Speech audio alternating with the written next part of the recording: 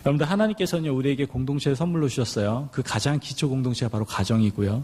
또한 더 나아가서는 우리 교회 공동체라고 할 수 있을 겁니다.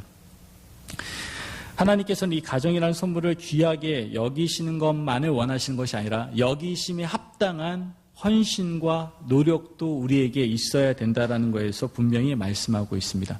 우리는 누구나요, 아름다운 가정을 추구합니다. 여기서 아름다운 가정 추구하지 않는 분 있습니까? 저는 매일매일 남편과 싸우지 않으면은 발이 가려워서 살 수가 없어요. 등등 여러 가지 아름다운 가정에 대해 전혀 꿈꾸지 않은 분들이 있습니까? 없을 거예요. 누구나 아름다운 가정을 꿈꾸며 살아가실 겁니다. 그런데 마음과 행동이 전혀 일치하지 않는 부분들이 우리의 삶 가운데 존재하듯이 마음은 상당히 정말 우리가 아름다운 가정을 만들고 싶다고, 정말 귀하고 소중한 가정이니까 그 가정을 지키고 싶다라고 얘기는 하지만 정작 그 가정, 아름다운 가정을 만들기 위해서는 헌신하지 않고 노력하지 않을 때가 너무나 많다라는 거예요. 여러분들, 아름다운 가정은 그냥 오는 게 아니에요. 착각하시면 안 돼요. 정말 하나님께서 원하시는 그 소중하고 귀한 가정은요, 공짜로 오는 게 아니에요. 죄송하지만. 헌신과 노력 가운데 아름다운 가정이 있는 거예요. 여러분들의 가정을 한번 돌아보시라고요. 여러분들의 가정이 그냥 세워졌습니까? 부모님은 자녀들을 이해해주고 공감해주고 용서해주고 용납해주고 계속해서 용기 주고 힘내줘서 자녀가 잘할 수 있도록, 하나 될 수 있도록 도와줍니다. 자녀들 또한 부모님한테 어떻게 해요? 계속해서 존경하고 존중하면서 가정을 세워나가는 거겠죠. 남편과 아내는 어떻게 합니까? 서로 이해해주고 사랑해주고 존중해주면 서로 그 가정을 세워나가게 되겠죠. 그건 다 노력이라는 단어와 헌신이라는 단어가 절대로 떨어질 수가 없다라는 거예요. 그냥 생기는 게 아니에요, 여러분들. 이걸 생각하면서 교회 공동체가 또 한 번 생각이 났습니다. 왜 교회가 요즘 힘이 없을까? 왜 교회가 손가락질을 받는 그러한 교회들로 전락하고 있을까? 요즘 교회들이 아니라 교인들이요. 많은 교인들이 그런 건 아니지만 자기가 할 수 있는 만큼만 하는 경우가 참 많습니다. 내가 하고 싶으면 하고 하기 싫으면 안 하는 거예요. 그런데 우리가 가정이라고 한다면 내가 하기 싫어도 때로는 할 수가 있어야 돼요. 그게 헌신이고 그게 노력이에요. 정말 이 공동체가 하나님께서 원하시는 그러한 공동체요 교회가 되기를 원한다면 우리 가운데는 헌신과 노력이 있어야 돼요. 많은 교회들이요, 적지 않은 교회들이요, 그냥 교회 왔다 갔다 합니다. 그러다 보니까 점점 기독교인들이 진정한 가족 공동체에 대한 느낌을 전혀 받지 못하는 것을 보게 되고, 그 가족 공동체 안에서 부어지고 나눠지게 하는 그러한 생명력을 공급받지 못해서 세상에 나가서 잘못된 영향력을 끼칠 때가 너무나 많다라는 것이죠. 간절히 바라는 것은 우리 임마누엘 공동체는 진정한 하나님께서 원하시는 아름다운 가정 되기를 주의 이름으로 축원합니다. 아멘. 그러기 위해서 우리에겐 헌신과 노력이라는 그 두 단어가 우리에게 절실히 필요하다라는 것이죠. 우리 가정에 정말 절대적으로 필요한 것은 바로 어떻게 보면은 헌신과 노력, 이 두 단어가 아닌가 생각을 해보게 됩니다. 사실 많은 부분에 대해서 이거에 대해서 노력하지 않은 부분들이 있죠. 또한 다른 부분에 대해서 노력을 기울일 때가 너무나 많은 것을 보게 됩니다. 정말 붙잡고 노력하고 힘을 기울여야 되는 것에 대해서 기울이지 않고 때로는 자녀 교육에만, 때로는 가정을 먹여 살려야 되는 부분에만 우리가 목적을 두고 살아갈 때가 참 많은 것을 우리는 알 수가 있습니다. 저는 그걸 부인하자고 얘기하고 있는 건 아닙니다. 그것도 중요합니다만 우리에게 더 중요한 것은 무엇입니까? 하나님께서 허락하신 약속의 공동체, 하나님께서 우리에게 허락하신 축복의 공동체, 그 가정을 우리가 더욱더 아름답게 세워나가기 위해서 우리에게 진정 하나님께서 원하시는 부분의 요소를 갖춘, 골격을 갖춘 그러한 가정이 되어야 된다는 것을 우리는 기억해야 된다는 것이죠. 그것은 절대로 자녀의 교육과 이런 어떤 일반적인 힘이 아니라 하나님께서 원하시는 어느 정도의 기본 구조가 우리 가정 가운데 있다는 것을 성경에서는 우리에게 이야기하고 있다는 거예요. 오늘 한 5가지의 기본 골격 구조를 통해서 우리가 함께 이제 어떻게 우리가 우리의 가정을 세워나가야 될지, 어떻게 우리 임마누엘 가정들을 세워나가야 될지에 대해서 한번 고민해 볼 수 있는 그런 복된 시간 되기를 주님의 이름으로 축원합니다. 아멘. 첫 번째, 우리가 집을 한번 생각해 보자고요. 집을 지을 때요, 맨 처음에 중요한 게 뭔지 아십니까? 63빌딩을 지을 때도요, 밑에 무슨 작업을 먼저 하죠? 기초 작업을 먼저 해요. 기초 작업을 해 든든하게 해야지 높이 쌓을 수 있기 때문에 높이 쌓는 만큼의 굉장히 더 오랜 시간을 기초 작업하는데 시간을 들이는 것을 볼 수가 있죠. 맞습니다. 집에 있어서 가정의 어떠한 집으로 표현하자면 집에서 어떻게 보면 가장 중요한 것은 바로 기초다라는 것을 우리는 알 수가 있다는 것이죠. 그렇다면 그 기초가 어디에 두어야 되느냐? 가장 중요하다라고 말하는 그 기초를 도대체 하나님께서 원하시는 아름다운 과정은 어디에 두어야 되느냐라는 거에 대해서 우리는 생각해 볼 필요가 있다는 거예요. 바로 어디요? 말씀에 있어야 된다는 것을 성경에서는 이야기하고 있다는 거예요. 여러분들 기초를 말씀에 두어야 됩니다. 하나님의 아름다운 가정은요, 기초를 말씀에 둘 수 있어야 된다는 거예요. 우리 가정에요, 기초가 매우 중요합니다. 이 기초는 분명히 말씀 가운데 세워져야 됨을 성경은 우리에게 이야기해주고 있다는 것이죠. 일반적으로 대부분의 사람들은요, 물질이나 지식 위에 가정을 세우려고 합니다. 그래서 물질을 모으기 위해서 혈안이 되고 또한 지식을 얻기 위해서 굉장히 많이 노력하죠. 자녀를 어떻게 하면 잘 키울 수 있는지, 어떻게 하면 좋은 대학 보낼 수 있는지, 어떻게 하면 사회성을 기를 수 있는지 여러 가지 인포메이션을 얻으려고 노력하고 지식을 얻으려고 노력합니다. 그렇게 하면 우리 집은 아름다운 가정이 될 수 있어라고 생각을 하죠. 우리의 집에 물질의 넉넉함이 있으면 우리 집은 아름다운 가정이 될 수 있어라고 그것에 기초를 두며 살아가는 일반적인 많은 사람들이 있다는 것을 우리는 알 수가 있죠. 그러나 물질이나 지식 이런 것들이 절대로 가정의 절대적인 기준이 될 수 없다는 것을 우리는 기억할 수 있어야 된다는 거죠. 여러분들 텍사스는요, 이 땅이 많이 흔들립니다. 아시죠? 그래서 이 파운데이션 작업을 많이 합니다. 기초 작업. 기초가 흔들려서 집 전체가 금이 가고 어려움을 당하는 걸 볼 수가 있어요. 그죠? 그만큼 기초가 중요하다는 것인데, 그렇다면 기초가 흔들리면 안 된다는 얘기예요. 기초가 흔들리니까 집이 금이 가니까 기초가 절대 흔들리면 안 된다는 얘기거든요. 그럼 기초는 영원히 변하지 않는 요소여야 된다는 거예요. 변할 수 있는 요소가 기초가 된다면 우리의 모든 가정은 금이 가고 깨어지고 무너지고 붕괴될 수 있다는 것을 얘기하는 것이죠. 영원히 변하지 않는 것, 불변할 수 있는 것, 그것은 무엇입니까? 바로 말씀임을 우리는 분명히 알아야 된다는 것이죠. 기초는 한번 세워지면 변함이 없는 것으로 만들어져야만 합니다. 그런데 물질이나 지식은요, 항상 변화될 수밖에 없어요. 물질도요, 잘 볼 때 있고 못 볼 때도 있어요. 때로는 없을 때도 있어요. 지식이요? 지식은 날마다 변해요. 그걸 다 따라가기가 너무나 쉽지 않아요. 언제나 변할 수밖에 없는 요소들이에요. 즉, 물질이나 지식의 많은 요소들이 우리에게는 절대로 기초가 될 수 없다는 것을 우리에게 보여주고 있다는 것이죠. 우리에게 진정한 기초가 될 수 있는 것은 무엇입니까? 바로 말씀이다라는 것을 성경에서는 이야기하고 있습니다. 그래서 이사야서 40장 8절 말씀을 보면 풀은 마르고 꽃은 시드나 우리 하나님의 말씀은 영원히 서리라. 아멘. 여러분들 영원히 변하지 않는 것은 말씀밖에 없어요. 예수님께서도 말씀하셨어요. 마태복음 24장 35절 말씀에 천지는 없어지겠으나 내 말은 없어지지 아니하리라. 아멘. 말씀은 영원하다는 사실이에요. 거기다 기초를 세우셔야 된다고요. 여러분들 정말 아름다운 가정이 되길 원하세요? 무너지지 않고 금가지 않고 붕괴되지 않는 그런 가정을 세우길 원하세요?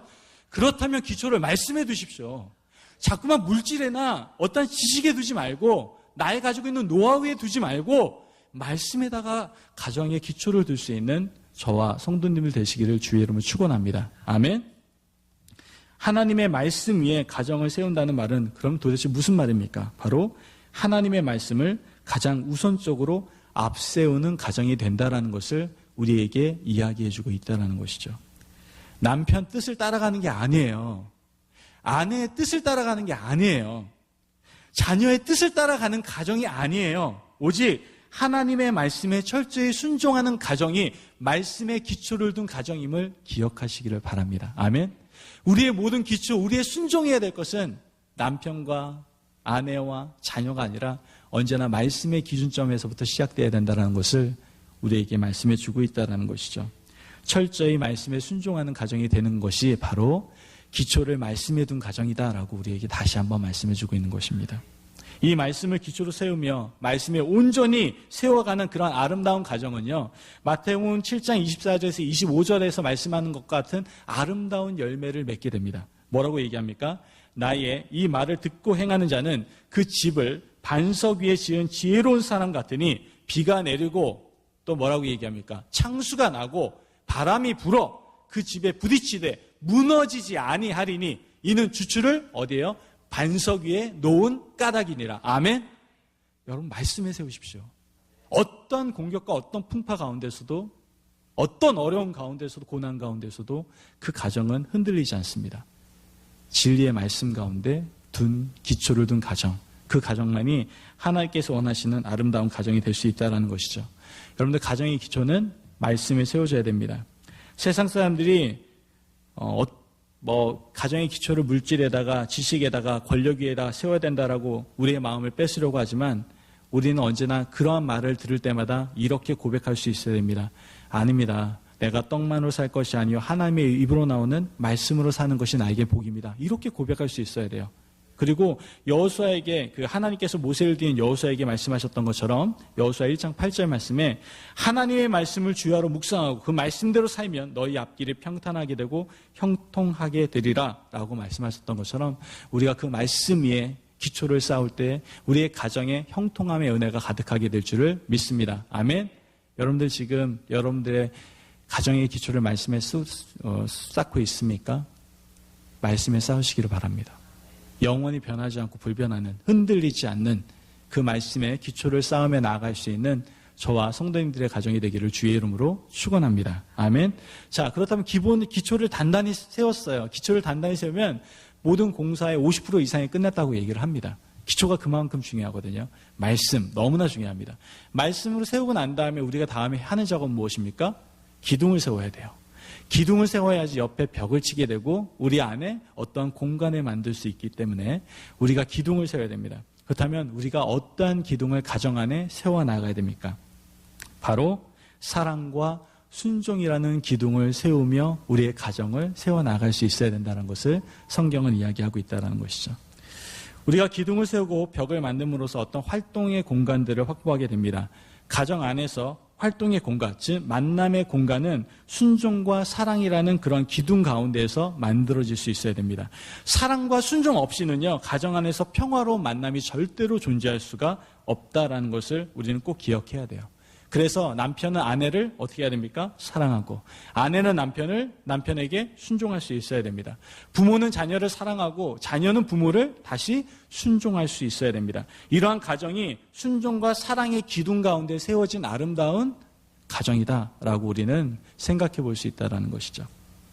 가정을 경험하지 못한 바울, 여러분 잘 아실 겁니다. 그러나 바울은요, 성령님의 도우심 속에서 이 진리를 분명히 알고 있었습니다.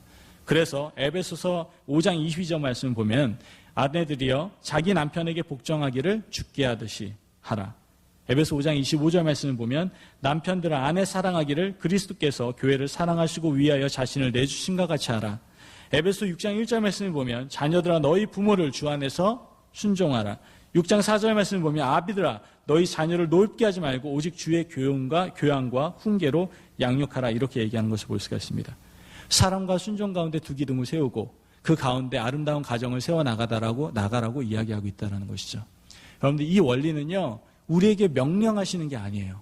이미 하나님께서 우리에게 보여주고 계시는 것을 우리에게 말씀하고 계시는 거예요. 하나님께서는요, 성부, 성자, 성령, 삼위일체 하나님께서 공존하셨습니다. 믿으십니까? 그 안에는요, 이미 사랑과 순종이라는 아름다운 기둥이 세워져 있었다는 거 아십니까? 서로 간에 사랑이 있었고요. 서로 간에 순종이 있었어요. 하나님과 예수님 가운데서의 순종의 관계가 있었고요. 아름다운 사랑의 관계가 우리 가운데 존재하고 있었다는 것을 우리는 알 수가 있다는 것이죠. 하나님께서 그 삼위일체 관계성 가운데서 우리에게 보여주신 완벽한 관계와 완벽한 공동체를 우리에게 요구하고 계신다라는 거예요. 어디에요? 가정에 요구하고 계신다라는 거예요. 그 두 기둥을 세우라는 거예요. 그 두 기둥이 뭐냐는 거예요. 사랑과 순종이라는 두 기둥을 통하여 너희들의 활동의 공간들을 만들고 그 가운데 하나님께서 부어주신 놀라운 평안이 너희들 가운데 임하게 하라고 말씀을 하고 있다라는 것이죠. 여러분들 사랑과 순종의 두 기둥이 가정 안에 꼭 있어야 됨을 기억하시기를 바랍니다. 사랑이 먼저냐 순종이 먼저냐 그건 중요한 게 아니에요. 사랑할 역할을 가진 사람은 사랑을 해야 되는 것이고 순종을 해야 될 때는 순종을 해야 되는 것이고 두 개가 공존하면서 아름다운 가정을 세워나가야 되는 것이 가장 중요하다는 것이죠. 여러분들 우리는 지금 두 기둥이 온전히 세워져 있습니까? 기둥이 온전히 세워지지 않으면 벽을 세울 수가 없고 지붕도 무너져 내릴 수밖에 없습니다. 우리 가정 가운데 진정 사랑과 순종이라는 기둥이 세워져 있는지 다시 한번 생각해 볼 수 있는 시간 되기를 주의 이름으로 축원합니다. 아멘. 좋습니다. 그러면 이제 기초가 세워졌고요. 기둥이 세워졌습니다.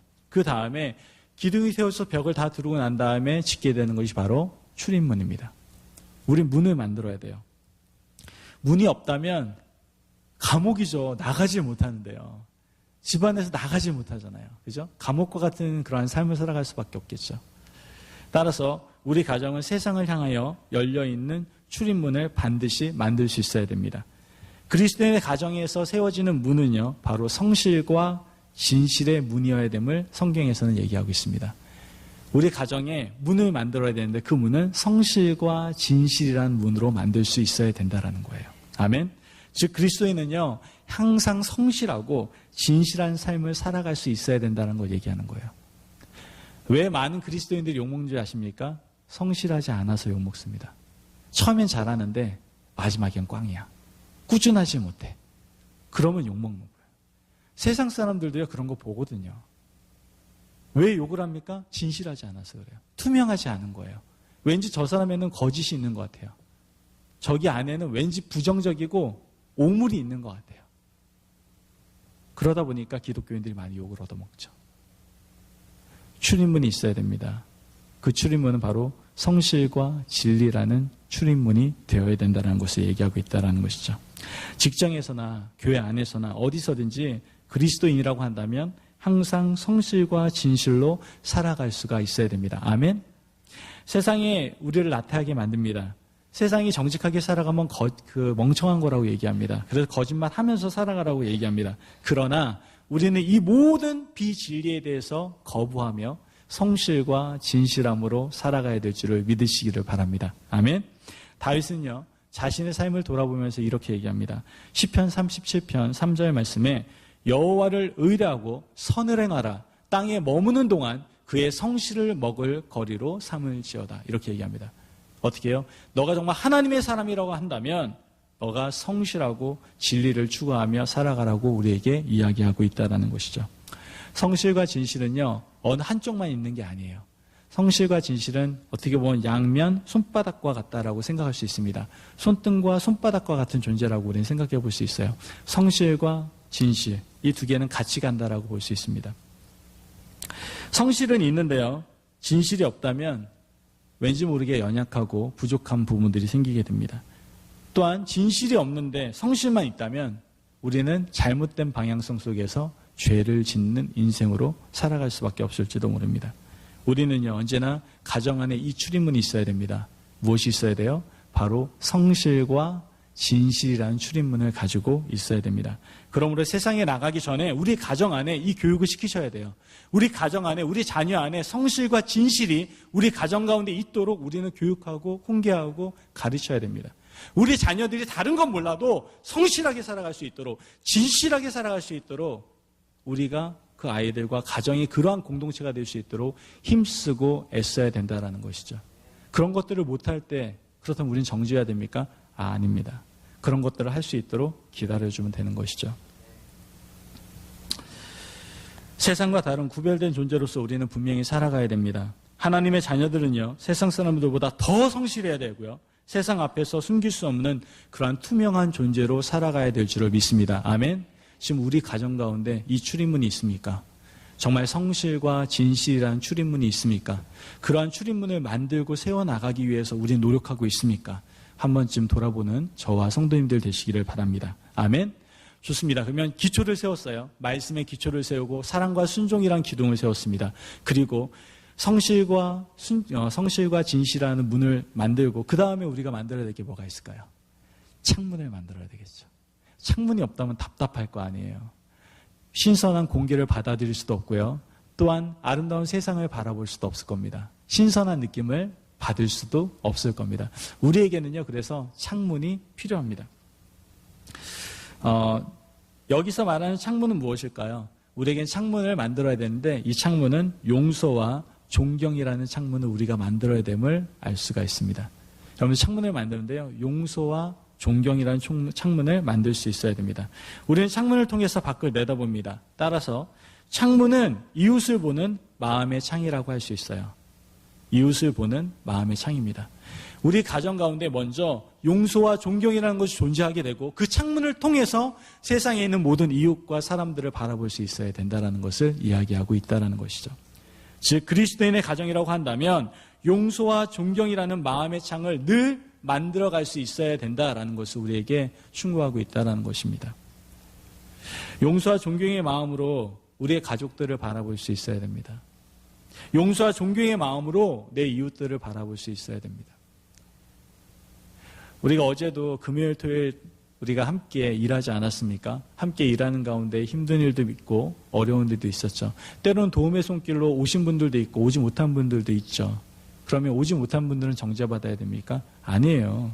다 그만한 이유가 있겠죠. 그리고 우리는 그들에 대해서 이해해주고 용서해주고 존경해야죠. 마찬가지로 수고한 분들에 대해서는 또 어떻게 해야 됩니까? 마찬가지로 감사하게 생각하고 존경할 수 있어야 되죠. 바로 이 창문이 우리 가운데 있어야 돼요.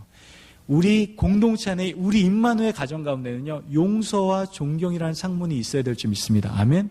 정죄가 아니에요. 비판이 아니에요. 나는 이랬는데 넌 뭐야? 이게 아니에요. 다음에 하겠죠. 못해요? 다음에 또 하겠죠. 용서라는 건요. 강요하는 게 아니에요. 용서는 제가 하는 거예요. 그리고 기다려주는 거예요.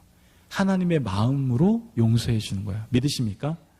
제발 부탁드리는데요. 자기 수준의 용서를 하지 마세요. 내가 이번은 봐준다. 다음엔 안 된다. 이건 하나님의 용서가 아니에요.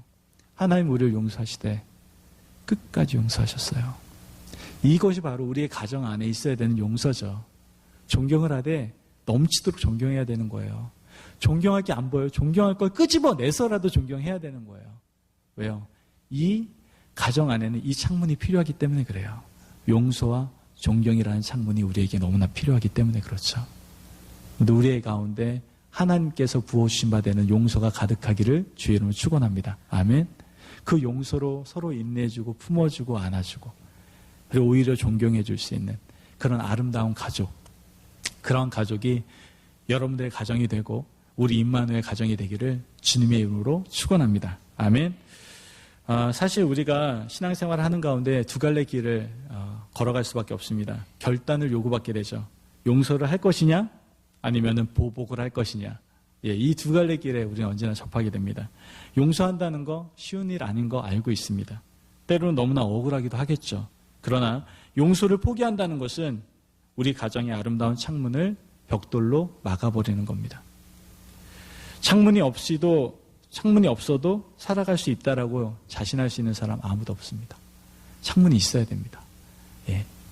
우리 그래야만 우리는 세상의 많은 것들을 볼 수 있고 시원한 공기와 또한 밝은 빛을 우리가 공급받을 수 있기 때문에 그렇죠. 예수님께서 6장 37절 말씀, 누가복음 6장 37절 말씀 통해서 이렇게 얘기합니다. 비판하지 말아라. 그리하면 너희가 비판을 받지 않을 것이요. 정죄하지 말아라. 그리하면 너희가 정죄를 받지 않을 것이요. 용서하라. 그리하면 너희가 용서를 받을 것이요. 아멘. 여러분들 용서하십시오. 왜냐? 여러분들도 실수할 수 있어요. 여러분들도 잘못할 수 있다고요. 여러분 완벽하십니까? 저는 완벽합니까? 저는 완벽해서 누구든지 정죄해도 됩니까? 비판해도 됩니까? 용서하지 않아도 됩니까? 아니에요. 저도 부족해요. 누구나 다 부족합니다. 그래서 서로 용서하는 삶을 살아가라고 예수님께서 우리에게 말씀하고 계신다라는 것이죠. 용서와 보복의 갈림길에 있을 때 언제나 용서의 결단을 할 수 있는 저와 성도님들 되시기를 주의 이름으로 축원합니다. 아멘. 우리 가정에는요 항상 그 용서의 강물이 흘러 넘칠 수 있어야 됩니다. 아멘.